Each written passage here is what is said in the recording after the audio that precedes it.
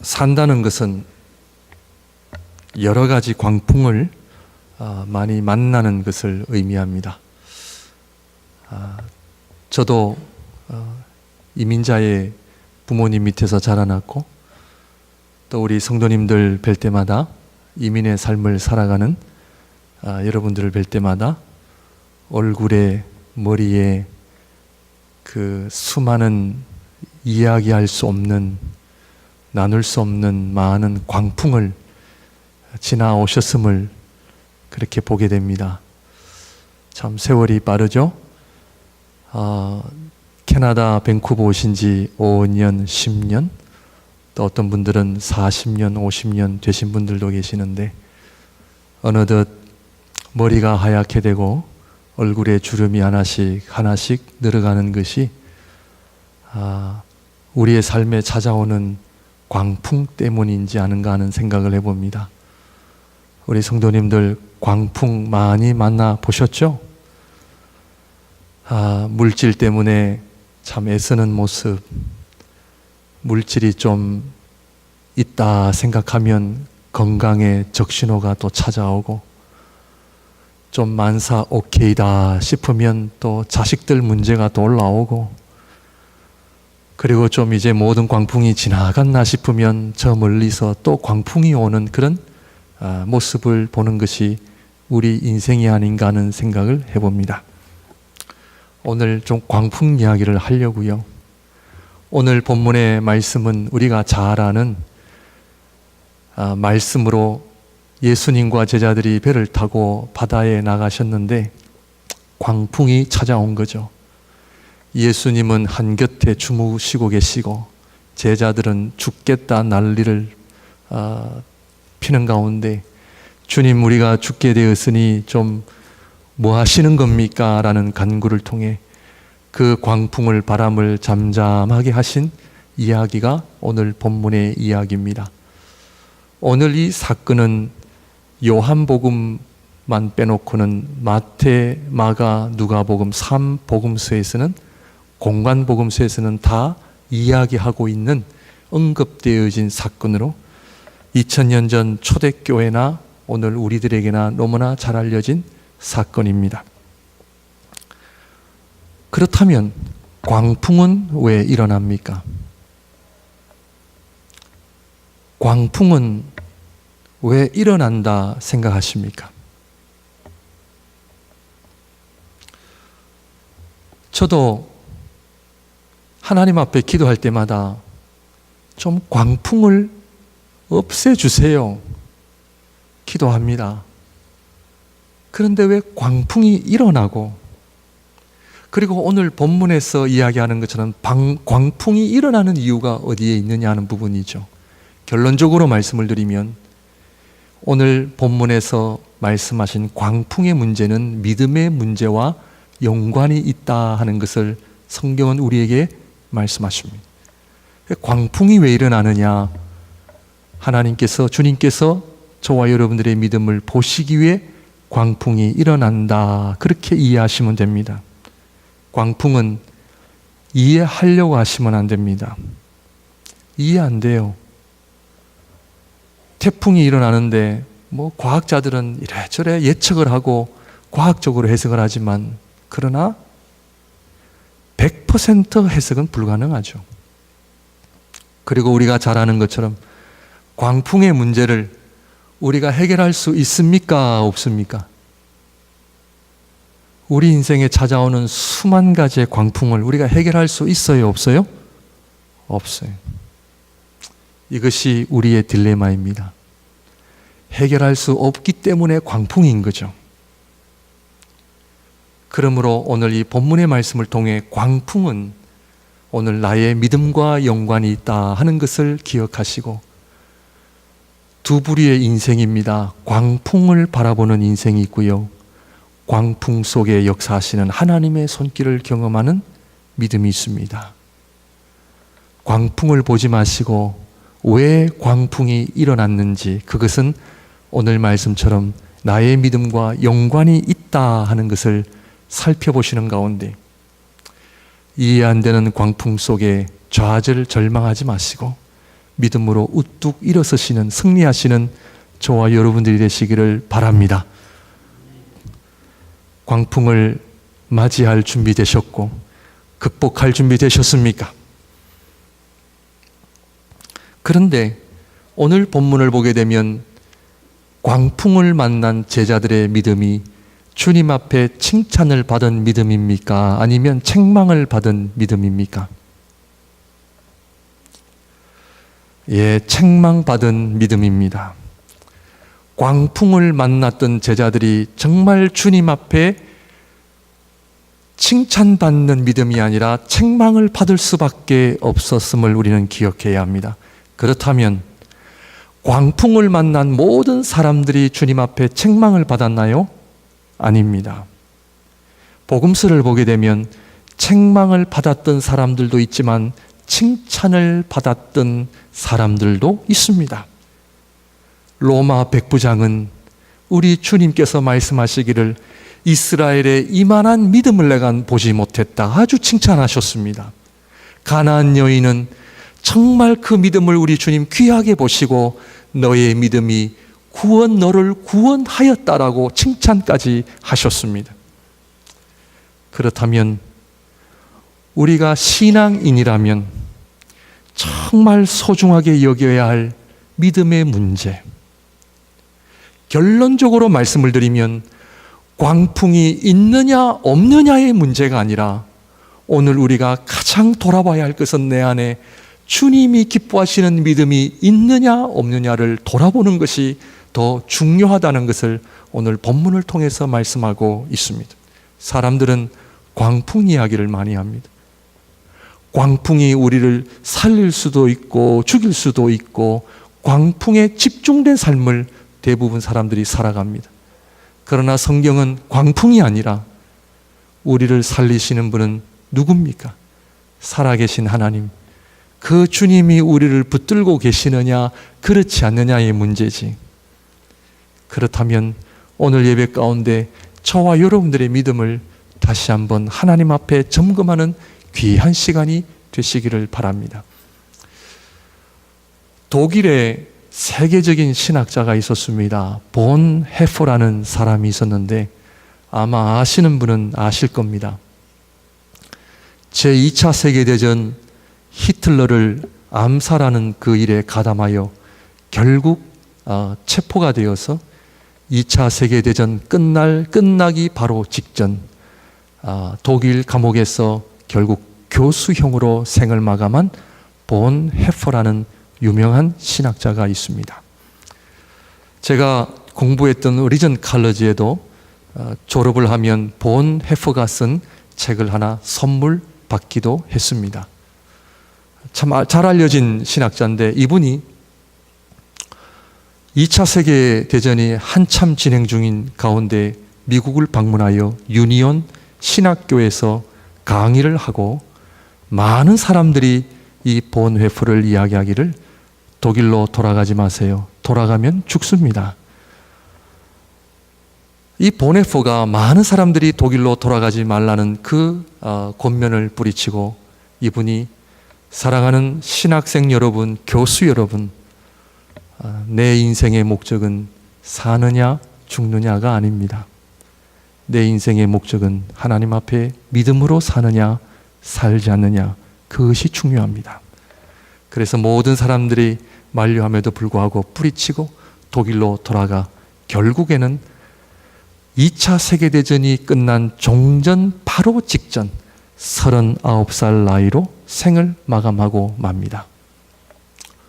이분이 참 많은 주옥 같은 글을 우리에게 남겼는데 그것은 믿음에 관한 부분, 예수 그리스도를 믿는다라고 하는 것이 무엇일까?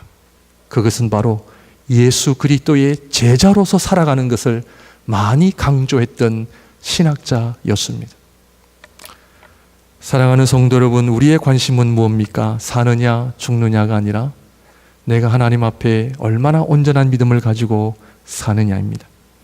그렇다면 오늘 이 본문의 말씀을 통해서 제자들의 믿음이 어떻게 실패했길래 예수님으로부터 책망을 받을 수밖에 없었고, 마가복음 4장 마지막 부분에 왜 이 광풍의 사건이 기록되어져 있는지를 묵상하시는 가운데 오늘도 주님께서 저와 여러분들을 바라보시며 믿음이 있느냐 물으실 때에 정말 주님으로부터 칭찬받는 믿음을 다 회복하시기를 바랍니다. 예수님의 제자들이 무엇을 어떻게 잘못했길래 예수님께서 그들을 향하여 믿음이 없다라고 책망을 하셨을까? 첫 번째로 던질 수 있는 질문은 광풍이 일어나도 그러면 가만히 있어야 하는가? 오늘 이 북미뿐만 아니라 유럽을 휩쓸었던 자유주의 신학의 근본이 바로 이성주의입니다. 이성주의는 겉으로 보면 참 좋은 것 같고 겉으로 보면 아주 복음적인 것처럼 보이지만 그렇지 않습니다. 이 이성주의는 이 복음을 아주 위협하고 오늘도 특별히 선진국 나라의 많은 교회들을 복음의 능력으로부터 약화시키는 역할을 해왔습니다. 이성주의는 뭐냐 하면 그러면 주님이 기뻐하시는 신앙생활은 가만히 있어야 하는가? 광풍이 내 인생을 위협하고 찾아온다 하더라도 가만히 있어야 하는가? 물이 흐르듯 그대도 놔두는 그런 논리를 가진 신앙생활입니다. 목사님, 운명을 받아들여야죠. 이렇게 이야기하는 분들입니다.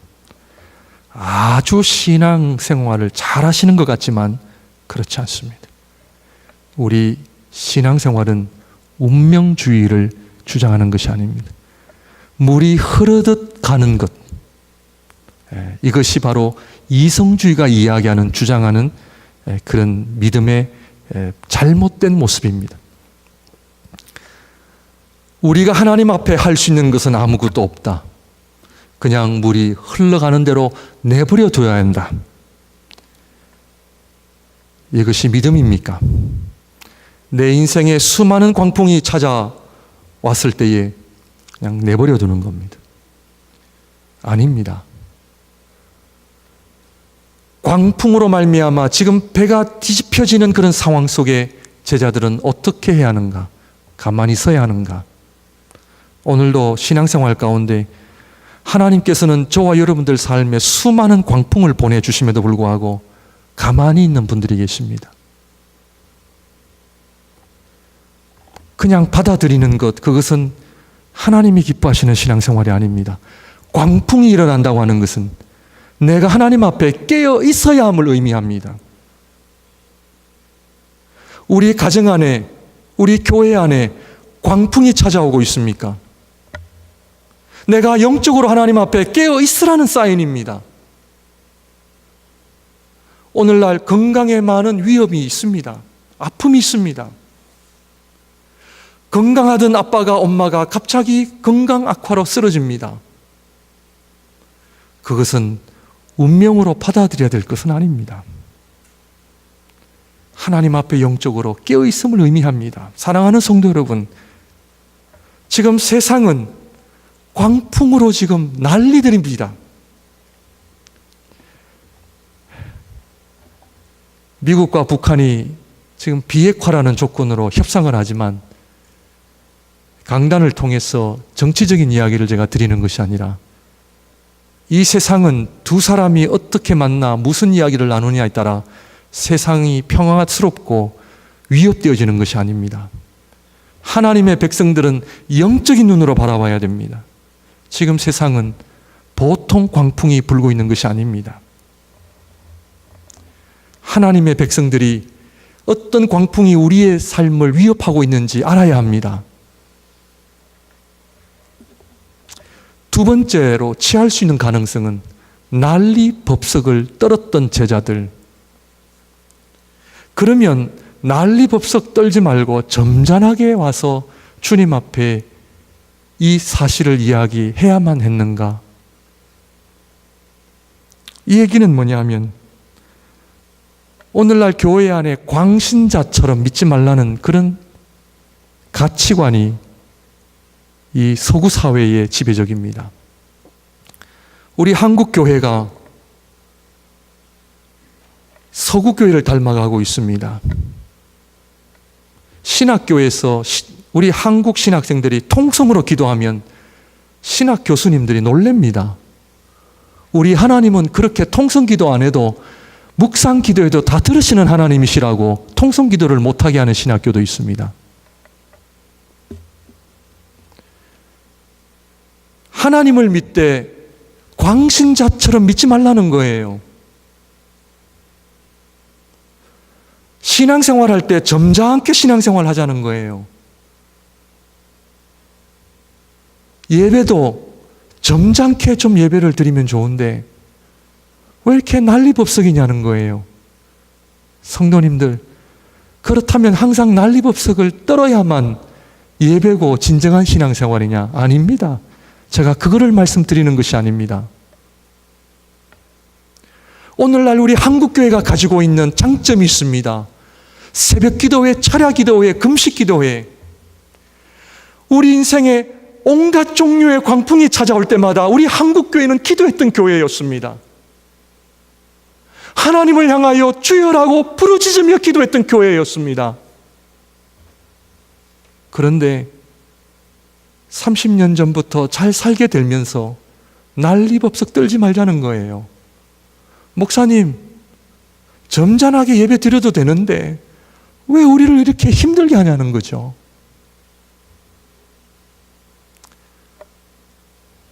사랑하는 성도 여러분, 정말 내 인생에 찾아온 광풍을 바라보면서 가만히 있을 사람 없습니다. 우리가 영적인 눈으로 바라보기 시작하면 눈물이 없이는 기도할 수 없습니다. 이 땅에 일어나는 광풍들을 바라보면 하나님 앞에 말씀을 대하고 무릎을 꿇을 때마다 간절함이 아니고서는 기도할 수 없는 현실입니다. 우리 자식들을 바라볼 때마다 정말 우리 부모님들 기도하지 않고서는 안 되는 현실에 처해 있습니다.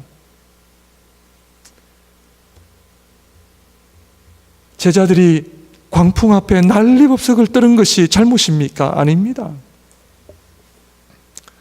마지막으로 한 번 더 볼 수 있는 것은 인본주의입니다. 예수님을 깨우지 말고 제자들이 알아서 광풍을 다 해결하는 인본주의죠. 예수님께서 마치 잠에 깨어나셔서 얘들아 무슨 일이냐? 제자들이 말하기를 예수님 걱정하지 마셨어요. 우리가 다 알아서 합니다. 참 신앙이 좋은 것 같죠? 인본주의입니다. 인간의 힘으로 이 세상을 유토피아로 만들 수 있고 패러다이스를 만들 수 있는 인본주의. 돈이면 다 된다라고 하는 물질 만능주의 속에 인본주의가 그 어느 시대보다도 우리를 지배하고 있습니다. 예수님 걱정하지 마세요. 인본주의가 가장 지배적이다라고 하는 그 표징 중에 하나가 서구 교회들은 점점 문을 닫고 예배 드리는 자들의 숫자가 줄어들고 교회는 점점 더 약해져 가고 있습니다. 그 이유는 교회는 기도하지 않기 때문입니다. 지금 한국 교회도 기도하지 않습니다. 우리 성도님들 새벽 기도회, 금요 기도회에 나오시라는 그런 얘기가 핵심이 아니라 정말 여러분 하나님 앞에 기도의 삶을 살고 계십니까? 정말 내가 하나님 앞에 무릎 꿇고 계십니까? 정말 하루를 내가 하나님 앞에 기도로 시작하지 않으면 이 광풍을 내가 해결할 수 없다는 간절한 마음으로 살고 계십니까?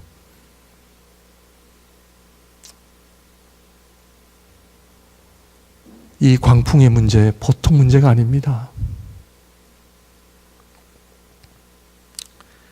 그렇다면 오늘 이 제자들이 주님으로부터 믿음의 책망을 들을 수밖에 없었던 이유는 오늘 본문에 나와 있습니다.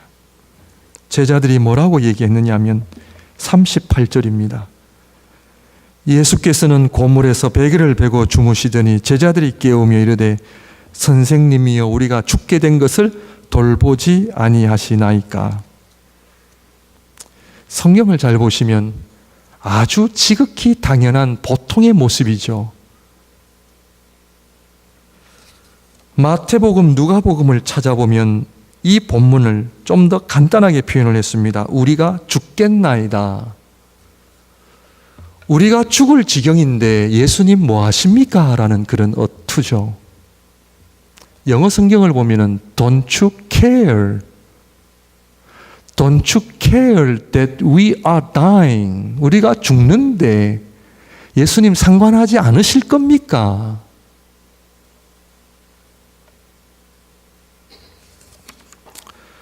성경을 해석하고 성경을 이해할 때에 어떤 한 구절이나 한 단어에 우리가 너무 집착할 때에는 우리의 신앙생활에 어려움이 있음을 우리는 알아야 합니다. 그럼에도 불구하고 어떤 경우에는 성경의 저자들이 사용했던 그 단어와 문장을 우리가 좀 더 어텐션을 한다면은 오늘 제자들의 믿음이 왜 주님 앞에 책망받을 수밖에 없었는지를, 왜냐하면 단순히 제자들의 반응을 보았을 때는 문제가 없습니다.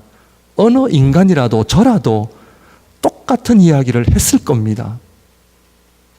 그런데 제자들의 표현 속에는 어떤 표현이냐면 내가 죽게 되었는데 예수님 뭐 하십니까? 라는 이 표현은 예수님은 나의 하나님, 나의 주님으로 향한 고백이 아니라 아주 하나님에 대한 정말 모욕적인 그런 표현을 썼던 거죠. 이 얘기는 뭐냐 하면 우리 가정이 힘든데 예수님, 하나님 뭐 하시는 겁니까? 내가 이렇게 죽게 되었는데 하나님 왜 우리를 돌보지 않으시는 겁니까? 내가 이렇게 재정적으로 힘든데 주님 뭐 하시는 겁니까? 이러한 반응의 특징은 모든 사건의 중심은 광풍입니다. 하나님의 중심이 아니라 광풍 중심의 삶을 살아가는 자들입니다.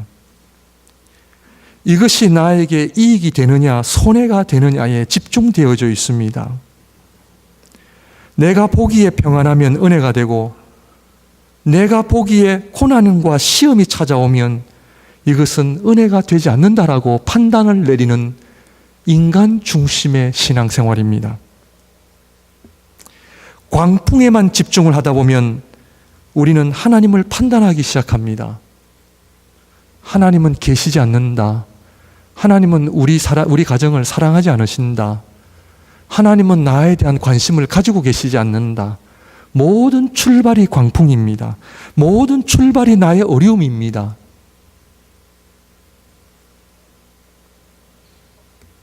하나님은 내가 어떤 형편에 있는지 모르시는 하나님, 더 나아가 무능력의 하나님. 능력은 있을 수 있지만 나에게는 관심이 없으신 하나님. 이것이 광풍을 만난 일반인들의 반응일 뿐만 아니라 심지어 하나님을 믿는다라고 하는 우리 신앙인들조차도 하나님 중심이 아니라 광풍 중심으로 신앙생활 하고 있는 것은 아닌지 모르겠습니다. 모든 삶의 잣대가 내 마음에 드느냐 들지 않느냐예요. 그렇다면 믿는 자들의 반응은 어떠해야 합니까? 신앙인들은 삶에 다가오는 광풍에 집중하지 않습니다. 신앙인의 관심은 광풍이 아니라 하나님이십니다. 광풍이 있느냐 없느냐가 아니라 내가 하나님 말씀 앞에 내가 순종하고 있느냐 있지 않느냐를 봅니다. 내가 망하느냐 사느냐 멸망이냐 구원이냐의 문제는 광풍이 있고 없고의 문제가 아니라 오늘 이 본문에 나타난 사건처럼 주님이 나와 함께 하시느냐 함께 하시지 않느냐를 봅니다. 정말 우리가 하나님 앞에 심각하게 던져야 할 질문은 내 삶에 광풍이 있느냐 없느냐의 문제가 아니라 나는 하나님 앞에 말씀의 사람으로 살고 있는가 아닌가를 돌아보는 사람입니다. 내가 광풍으로 인해 죽더라도 마지막 순간까지 나는 하나님의 영광을 위해 사는가? 주님의 나라와 의를 위해 나는 살고 있는가? 아니면 광풍이 있느냐 없느냐인가? 하나님께서 기뻐하시는 믿음의 삶은 어려움이 있느냐 없느냐의 문제가 아닙니다. 하나님 기뻐하시는 믿음은 내가 하나님 앞에, 하나님의 거룩한 말씀 앞에 겸손하게 여호와 하나님을 나의 주님으로, 하나님으로 인정하고 살고 있느냐 그렇지 않느냐의 문제입니다. 오늘 이 마가복음 본문은 마가복음 4장 왜 씨 뿌리는 자의 비유와 하나님 나라의 비유를 통해서, 다음 주에 저희가 살필 마가복음 5장은 귀신 들린 자를 우리 주님 치유하시는 그런 이야기 사이에 오늘 이 광풍의 사건이 등장합니다.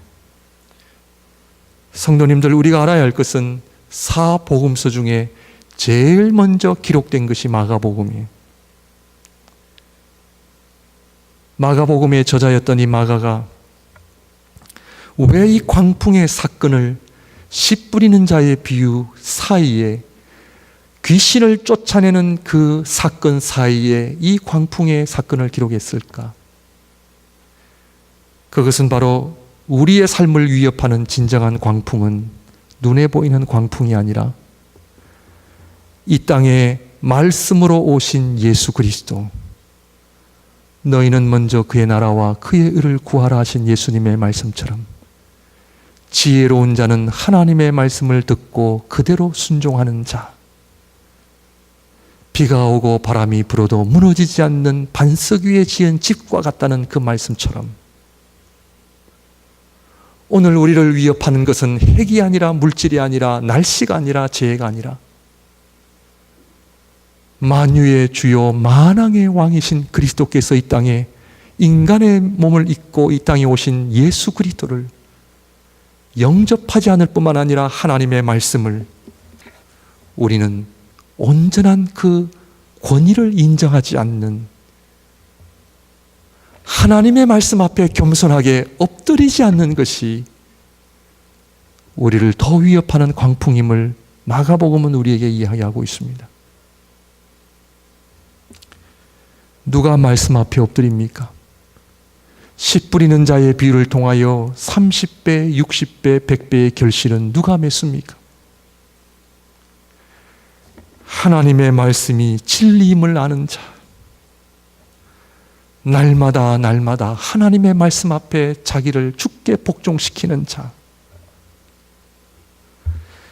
이 세상이 온갖 종류의 광풍으로 인하여 난리를 치더라도 오로지 하늘을 향하여 하나님의 말씀 앞에 설 수 있는 자, 씨 뿌리는 자의 비유를 통하여 하나님의 말씀이 하나님 나라의 등불이 될 뿐만 아니라 열심히 그 씨앗을 뿌리는 하나님의 종들의 삶, 겨자씨 같지만 작지만 그러나 큰 나무를 이루어 결국에는 하나님의 나라를 이루어가는 것이 하나님의 말씀을 통해 이루어져감을 믿는 자,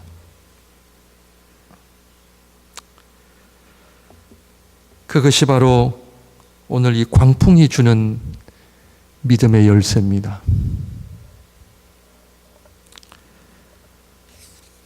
하나님의 말씀이 없고 여전히 내 고집, 내 자존심, 내 경험과 기분, 감정에 따라 사는 것, 이것이 광풍입니다.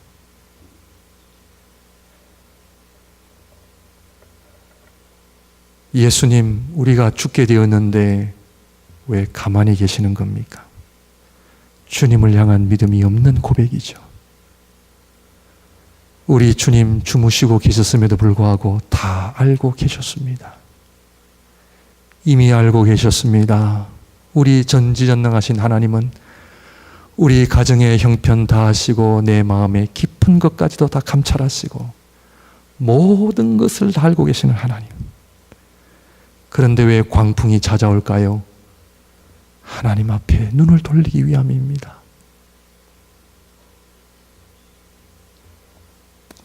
신앙인은 어려움을 해결하는 것이 목적이 아니라 나는 오늘도 하나님 말씀 앞에 겸손히 나오고 있는가?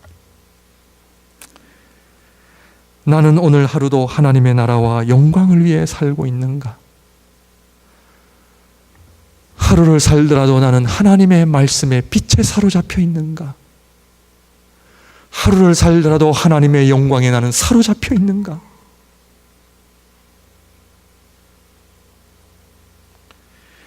나의 언어와 나의 행동에 그리스도의 주님의 아름다운 거룩한 모습이 묻어나고 있는가? 나의 기도를 통하여 하나님의 거룩한 성품을 닮아가고 있는가? 내 성공, 내 기쁨, 내 유익이 아니라 내 모든 것을 들여 하나님의 나라와 주님의 몸된 교회를 위하여 나는 헌신하고 있는가?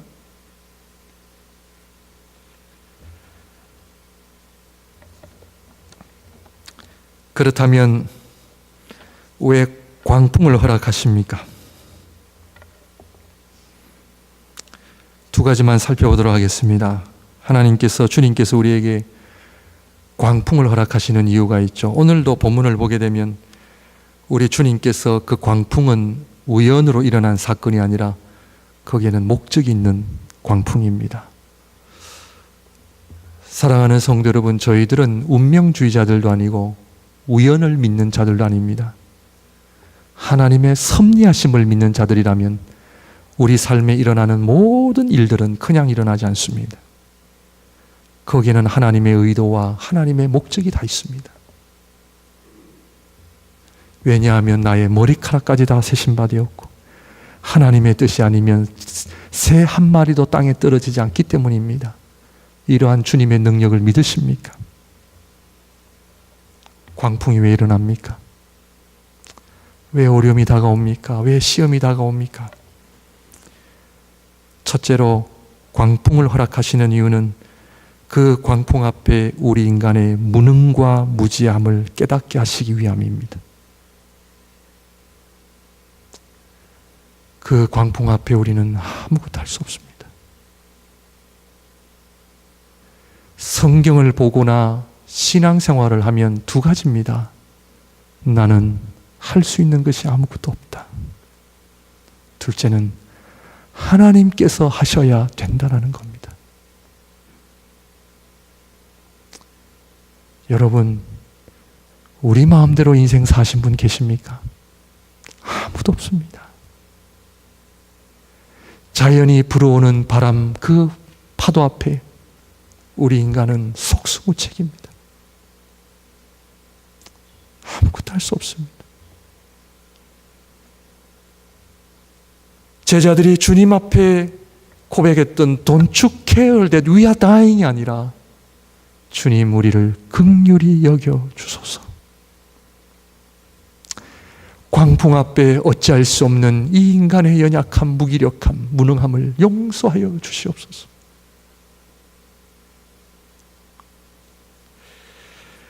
광풍 앞에 정말 아무것도 아닌 존재임을 인식해야 합니다. 건강검진을 우리가 잘해서 건강을 지키는 것이 아니고요. 은행에 잔고가 있어서 우리가 잘 사는 것이 아닙니다. 우리 주님의 은혜의 손길, 우리 주님 사랑의 손길, 나와 함께 하시고 나를 붙들어 주시고 우리 교회와 가정과 함께 하실 때에 주님의 복이 임한 줄 믿습니다. 여러분, 우리 자녀들은 아직 어리지만 결혼하신 분들 이상으로는 내 노력으로 살아왔더니 되든가요? 안 되든가요? 안 됩니다. 내 노력으로 되는 것이 은혜가 아닙니다. 그래서 부자들은 천국에 들어가기가 어렵다 했습니다. 왜냐하면 자기 손을 의지하니까.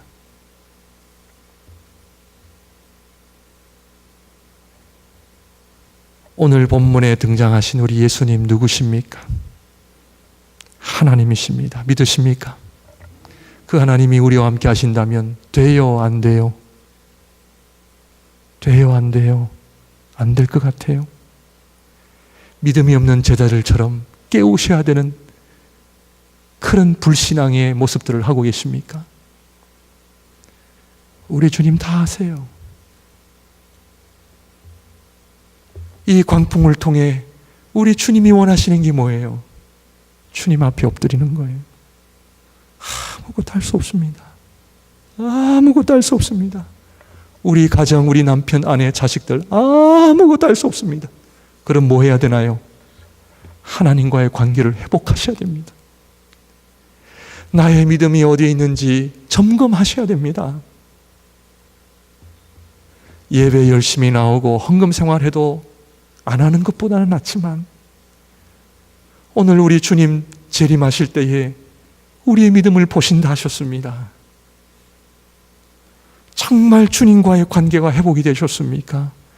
정말 그 예수님이 우리 가정에 함께 계시는 겁니까?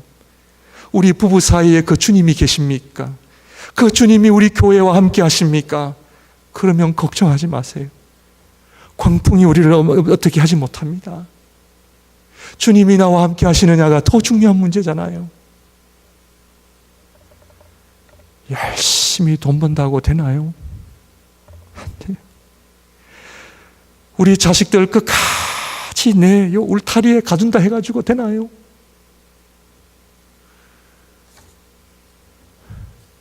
주님과의 관계를 회복하시기를 바랍니다. 주님을 만나시고 주님을 영접하시기를 바랍니다. 우리 주님, 우리 안에, 우리 가정 안에, 교회 안에 우리 주님을 영접하시길 바랍니다. 광풍을 허락하시는 첫 번째 이유는 우리의 무기력함과 우리의 그 무능함을 깨닫게 하시기 위해, 둘째로는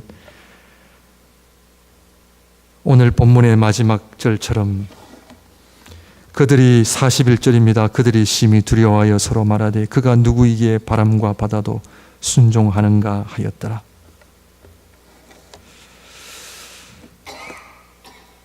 우리 주님 누구십니까?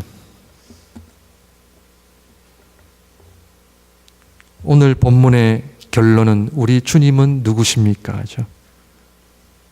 하나님이신 줄 믿으십니까? 그럼 하나님께서 저와 여러분들을 사랑하시는 줄 믿으십니까?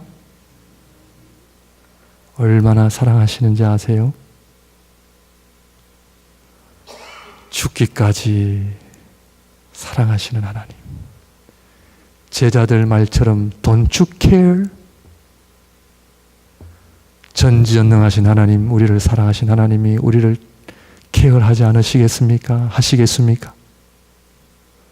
저와 여러분들을 케어하시는 줄 믿으시기를 바랍니다. 주님의 손길 우리와 함께 하시고요.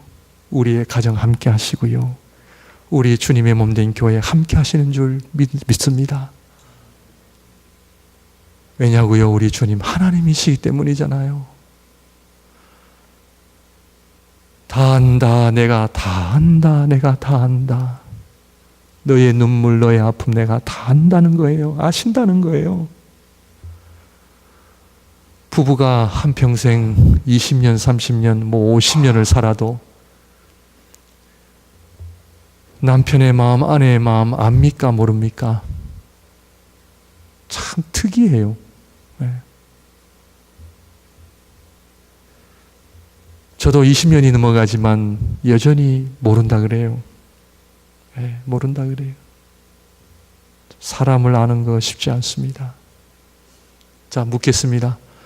우리 어머님들 자식을 1년 동안 배에 안으시고 우리 자녀들 다 낳으셨는데 자식들 마음 잘 이해하시죠? 네, 모릅니다. 사랑하는 성도 여러분, 몰라줄 인간 의지하지 마시고요. 내 마음을 정확하게 알아주시는 그 주님 앞에 여러분들의 마음을 쏟아내시기를 바랍니다. 사람 상처는요, 내가 기대하기 때문에 그런 거거든요. 그 돌아오는 거는 상처밖에 없어요. 결국 나의 주 하나님, 하나님이신 주님 앞에 저와 여러분들의 마음을 다 쏟아내시기를 주님의 이름으로 축원드립니다. 그렇다면 하나님이신 예수님께서 지금 이 땅 가운데 하나님의 나라를 이루어 가실까요? 안 가실까요? 마가복음 5장에서 시작되는 하나님의 나라에 대하여 다음 주부터 살필 터인데 오늘 이 말씀하고 정리하겠습니다. 하나님이신 예수님께서 이 땅에 하나님의 나라를 통치하시고 이루어 가실까요? 안 가실까요? 가십니다. 사람들은 실패하더라도 하나님께서는 당신의 그 일을 이루어 가십니다. 오늘 하나님의 교회들의 사명은 뭡니까? 우리 주님 살아계셔서 지금도 온 세계 가운데 당신의 충성된 종들을 부르시고 하나님의 충성된 종들을 통하여 하나님의 나라를 이루어 가시는 하나님이심을 믿으십니까? 안 믿으십니까? 그런 하나님이심을 믿는다면 오늘 우리 목양교회가 하나님 나라를 지금도 열심히 이루어 가시는 그 주인 되시는 주님 앞에 저와 여러분들이 하나님 나라의 종된 저희들이 목양교회를 통하여 하나님의 나라를 펼쳐나가실 그 하나님 앞에 우리가 어떤 사명을 감당해야 되겠습니까? 이 땅에 얼마나 많은 교회들이 그리고 어린 양 잔치에 주님 재림하시는 그날 온 교회들이 주님 앞에 설 때에 주님의 이름을 영원토록 찬양하고 감사하는 그 자리에 목양교회가 착하고 충성된 종이라고 하는 주님으로부터 칭찬을 받아야 할 터인데 오로지 나만, 내 가정만, 내 육신만을 위해 산다면 우리는 여전히 하나님의 말씀과 무관하며 예수님께서 하나님 되심을 인정하지 않는 삶을 살고 있음을 알아야 합니다. 오늘 주보에도 어느 선교사님의 선교 소식을 실었습니다. 될 수 있으면 선교 소식을 저는 주보에다가 실을 예정입니다. 사랑하는 성도 여러분, 우리 주님 마가복음 1장에서 그리고 다음 주에 마가복음 5장에 하나님 나라가 어떻게 아름답게 이루어져 가는지를 우리는 알아야 합니다. 하나님 나라를 위하여 주님께서는 충성된 종들을 부르고 계십니다. 누가 이 마지막 시대에 추수할 것은 많되 일꾼이 적다 하신 주님, 하나님 나라를 확장해 나가시는 지금도 전지전능하신 하나님께서는 세상이 전쟁과 기아와 여러 가지 많은 그런 광풍들이 끊이지 않는 세상 속에서도 우리 주님께서는 비밀리 하나님 나라를 이루어 가시는 그 기로에 저희 목양교회가 서 있습니다. 사랑하는 성도 여러분, 하나님 나라를 바라보시기를 바랍니다. 그 주님 앞에 하나님 나라의 종들로 충성되이 사시기를 주님의 이름으로 축원드립니다. 우리는요, 언젠가는 주님 앞에 가야 할 사람들입니다. 어떻게 언제 가느냐보다도 더 중요한 것은 어떻게 가느냐. 주님 앞에 우리 목양교회를 향한 하나님의 그 일과 사명이 있습니다. 우리 안에 영적인 회복이 필요하고요, 기도의 사역과 말씀의 사역과 한 영혼 한 영혼이 주님 앞에 회복되어질 뿐만 아니라 우리 가정 안에 복음의 역사, 가족 복음화를 위하여, 교민 복음화를 위하여, 세계 복음화를 위하여 하나님이 교회가 기도하기를 원하시고요, 열방을 향해 온 성도들이 눈물로 하나가 되어 주님 앞에 나오기를 하나님 기다리고 계십니다. 할 일이 너무 많습니다. 이번 파나마 미션 리트릿에 우리 학생들, 청년들 보냅니다. 우리 학생들이 하나님 나라를 보게 하시고